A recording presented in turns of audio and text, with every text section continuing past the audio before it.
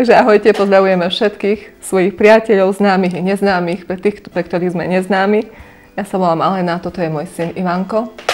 Mala som 25 rokov, keď som ovdovela. Môj manžel zomrel náhle a zostal mi v náručí môj syn, ktorý mal rok aj 2 mesiace. Boli to veľmi ťažké chvíle v mojom živote. A vďaka Pánovi sme dnes tu a sme radostní, sme tu spolu. A vďaka Pánovi kráčame a začíname s ním a žijeme s ním nový život. Ježiš bol ten, ktorý nás zavolal, ktorý ma zavolal do Koinonie Ján Krstiteľ. Ja som mu veľmi vďačná, že ma pozval medzi týchto priateľov, ktorých mám teraz, s ktorými sa stretávam, s ktorými som šťastná. Môj život je život v požehnaní.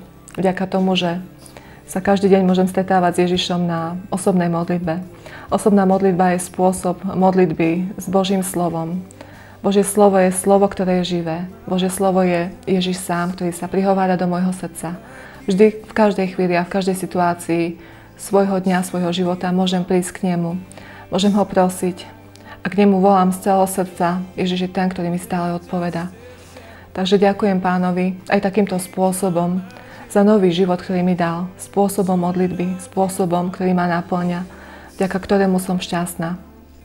Ďakujem Pánovi za to, že mi dal tohto nádherného syna, ktorý dnes má 8 rokov. A vďaka Ježišovej láske a jeho sile, jeho požehnávaniu je Ivanko dnes radostné dieťa, plné lásky. Je veľmi múdry. Ježiš je ten, ktorý ho sprevádza, ktorý ho požehnáva aj v škole, ktorý si ho vedie svojou rukou, svojím spôsobom. Ivanko je taký dobrý budíček do života, ako je každé dieťa v rukách. A je darom od Pána. Je pre mňa veľkým darom, je pre mňa veľkým požehnaním a som šťastná, že ho mám.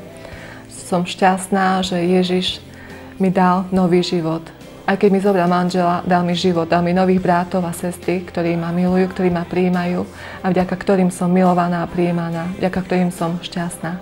Takže ďakujem Ježišovi za jeho lásku, za jeho priateľstvo, za vzťah, ktorý mám s ním, za veci, ktoré robí v mojom živote, lebo sú to veľké veci. Takže ďakujem Pánovi.